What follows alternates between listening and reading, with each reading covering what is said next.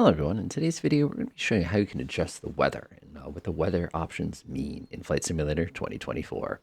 So we have ourselves here at Ellington Field, Ellington Airport on lovely Ellington, Connecticut here, and it's looking like a pretty cold day, definitely that is for sure. And we're going to play with the weather settings and kind of see what happens. So I'm going to take my mouse to the top of the screen and you've got this lovely cloud button. And when you push that, you're going to see a bunch of different choices. Now, if you have live weather selected, of course, by clicking on that, what it will attempt to do is it will attempt to grab the weather that is currently existing and it displays that. Now, one of the really cool features you have here is you can actually adjust the weather to see different times of day. Now, for example, if I were to grab this thing right quick and I said, I really wanted to see what the weather was like yesterday morning, I'll call it about 7 o'clock or so. I could come down here just like this, and you could actually replay the entire thing of weather all in one place, just like that. And of course, here we are right now at 9:35 in the morning, and you can see the current weather exactly 12 hours ago. That would be, you can see exactly what that looks like now. I should say 24 hours ago. It's kind of wild because you could sit in here and really fiddle with this and get a pretty nice combination. Keep in mind, this little gauge here is going to represent total UTC. So unless you're in the middle of London or something, none of this is going to be accurate. So what I'll do, of course, is I'll leave this on live by hitting that switch, and then it'll go ahead and bring us to today. Again, if I want to go back to yesterday afternoon, there's yesterday afternoon at 1 o'clock. There's today. Again, I can hit it back to live at any time. Now, if you want to customize your weather, you can actually come up here to where it says the word custom and click on it. Now, the cool thing with custom here is you're going to see that there's a switch down here that allows you to change the weather. Now, the cool thing here is if I didn't want to do this in February, let's say I want to go to the middle of June, you'll notice the trees are suddenly all huge again. If I wanted to go into October, you'll notice the trees all start to turn orange. But in November, everything turns brown. And you actually have the ability here to really customize the time of day. You can even see the fields have actually changed the heights, which is so wild if you really think about it. And again, at any time, I can click real time and I can snap back to basically what it looks like outside right now. We got a little more snow in the real world. So below that, of course, we have the ability to shut off live weather and fiddle with it ourselves. Now, the cool thing here is you basically have a nice little diagram here that lets you pick what you want. Now, for example, let's say I want some broken clouds. I press that, and you can see basically what it looked like on Friday there. Come over here, I can set it to basically high-level clouds, which is my kind of default for everything. I don't know, I just find that kind of pretty, and of course, it adjusts some things for you. And of course, if you wanted to clear the skies, you could click Clear Skies.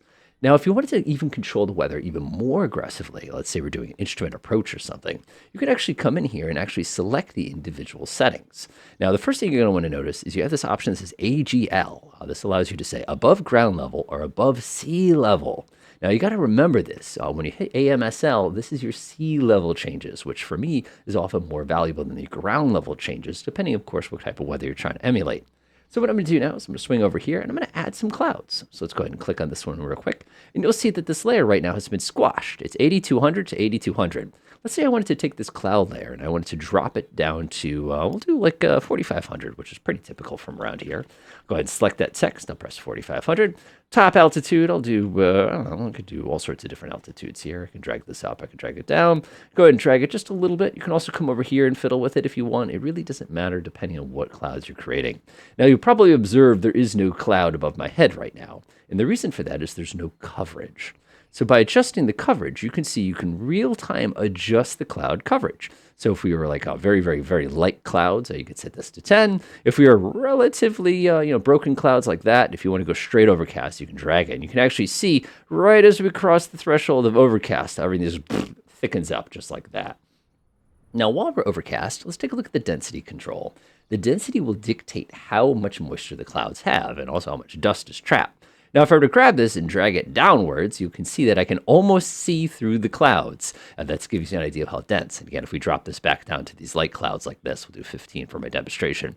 You can see as I increase density, the clouds themselves get thicker. And they basically get more filled with moisture. This guy right here is ready to rain, basically. And if I crank that any higher, oh my goodness, are we going to be getting rain soon? And it gives you a good idea of how to simulate that style look. If you want kind of like the puffy, flight simulator, iconic clouds, you can come in here and do something like this. Break it up really aggressively and drop that density to like something obnoxious and low. And you just have a really pretty cloud sky. Now, one of the cool things here is you have your scatter option, and that basically will break the clouds up. Basically, what you're trying to say here is if you scatter them, you're sending them farther apart from each other. So if I do 50 scatter and I crank up the coverage to 50, you'll notice that my cloud holes get bigger. And if I go like this, you can see that they get kind of smaller. So by increasing the scatter to about 50%, you get these beautiful gaps, just like you would in the real world. So this makes for a really, really good look if this is something you're trying to create. Now, one of the really cool things here is if you actually come up here and click on the next cloud layer up, you can actually fiddle with this cloud layer too. So let's say I want to make this 15,000 to 20,000. Let's say that there's a little bit of coverage here. Again, these clouds are the whole level up. We'll assume the density on these is relatively low. And now we actually can layer clouds. So let's say we have some really, really high up stratus or something like that. I could come up here, crank that up, density relatively low. And again, you can see I can even overcast at maximum altitude and create a look like that. And now you get this beautiful 3D sky of all different cloud layers. And of course, we can fly between the cloud layers if we chose to do so as well, if that's something we're interested in. Now, wind is done exactly the same way. By the way, if you're done with the cloud layer, you can actually just come over here and hit this button to close it. If you're wondering what these little guys are here for, they're basically allowing you to quickly select the different cloud layers if you need to it. Now, one of the cool things here is if you come here in the middle, you have the ability to dial in the wind by level in the same way. So for example, if I want to come down here and click on sea level, I can select my sea level wind. Right now it's 3 gusting 3, which isn't terribly strong. Around here, our wind comes from the same direction every day, I swear. About 240, and it's usually about 8 to 10. And you can see we get a nice one. One of the things you have to watch out for when you're fiddling with wind is if you drag downwards, you're going to notice the gust direction is not necessarily the wind direction. We actually have wind shear right now. So if you were to come in here, for example, and adjust this to be 240, as a quick example there, you could see that that would go ahead and make the gusts come out of the same direction as the actual wind itself. Another thing worth noting, if you scroll down a bit more, is you have your gust speed. Now, the weird thing here, and this is what messes everybody up, is you have the constant wind speed, and then you have how strong the gusts are. Now, if I come here and drop this down to 0, for example, if I scroll up, you'll notice my wind on the ground is 240 at 8. That's it. There's no gusts whatsoever. But if I were to crank this up to, let's say, 4, we would now be 240 gusting 4, which would mean our wind would go between 8 knots and 12 knots of speed from that particular direction. Now, the gust per minute simply refers to how often the wind is going to blast you around. And you can see right now, it gives us a rough little kind of estimate per minute. It's kind of cool. So if I were to crank this down really, really, really low, we wouldn't get a lot of gusts. And if I crank this up very high, it would basically be maximum turbulence, and it would be constantly spiking up and down. And it gives you an opportunity to kind of fiddle with that. I find this like a kind of a strange adjustment, but it does do a pretty good job of creating how kind of random the wind can be. Now, if we want to create another wind layer, you just press this little plus here, and this gives you the ability to basically dial it in. So if I click here and I just drag the sucker around, let's say at 10,000 feet, I don't know, we'll do like, 26 knots or something like that. You can do something like that. We'll assume we've got some gusts here, and we'll assume the wind's a little more westerly, which would be more realistic anyway. And just like that, at that particular altitude, you can dial in that exact wind. So if you're practicing something like a cross-country flight, you can dial it in exactly as you expect it. Now, the cool thing is when you're done with this one, you can actually delete the layer if you don't like it, just like that, and it goes away. So now the last thing we're going to take a look at is the ground. Now, this is where things get kind of interesting. So the cool thing with the ground here is we can actually dial in things like snow depth, lightning, temperature, pressure, and humidity. Now, humidity is a fun setting. Let me show you why. So I'm going to come to my clear skies. I'm just going to do clear skies. I'm going to clear out all the hard work that I did here. Again, a few clouds. We can come in here, clear skies. I never say this. There we go. Look at that. Now watch what happens if I crank up the humidity. You'll see the air, of course, since it's not very hot today, we can't see it, will actually get thicker. And of course, since we don't have anything to reference this, we won't actually be able to see just how thick that air gets, which is kind of a bummer. But if you want a maximum visibility day, you can actually drag the humidity all the way down. Now, if I want to grab this, for example, and I bring it up to about 85, it's definitely not 85 today, and that gives you an idea of exactly how to adjust that.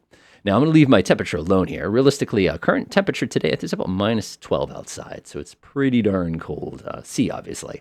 So now that that's all been set here, again, I'm going to set this back to MSL because it's messing with me. Don't you do that to me.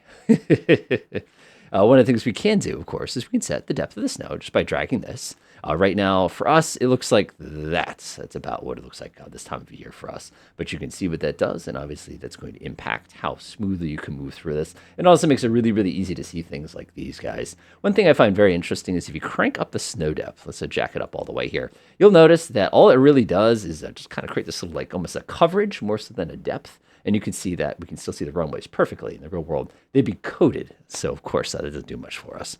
Go ahead and reduce that real quickly. Now, let's say we want some precipitation. So I'm going to go ahead and head to my little thing here. I'll go ahead and add a cloud layer just as a demonstration. This one looks pretty good to me. We're going to drop this down to about 1,000 feet. We're going to make it really nasty outside. Crank up the coverage. Oh, yeah, that's good stuff. I'm actually going to reduce the density a little bit. And I'm going to go ahead, and I'm pretty happy with that. It looks good. Looks good. So now I'm going to go ahead and press the X and come up to precipitation. And I'm just going to crank this up just like that. And what that will do is that will get things falling on our head.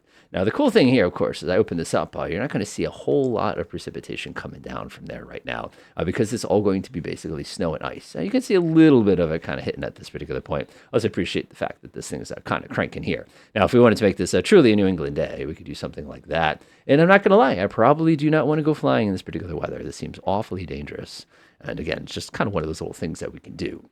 Now, one of the cool things that I really like about the weather functions here is you can actually save these things. So if I go to a few clouds real quick and I go back to clear skies, I can actually come in here and make my own preset. So if I want to come in here and, for example, open up the snow preset, and it's going to do basically the same thing that we just set up a minute ago. But if we wanted to, we could make some modifications to it. Like maybe this precipitation is not heavy enough. So I can come up here, crank that up to like 1.13, which is, that's some pretty serious snow here. And what we could do is we could actually duplicate this. Come in here, we could say, what would you like to call it? I could call this heavy snow, just like that. Save to this PC. And now I have heavy snow as one of my options. Now, the interesting thing here is that temperature is pretty high. I'm actually going to drop it a little bit here. And we'll do 10 degrees F. That sounds pretty good to me. And again, we could come up here in our AMSL and we could adjust this specifically, tweak our pressure and humidity and all that stuff, and set it exactly the way that we want it. Enjoy.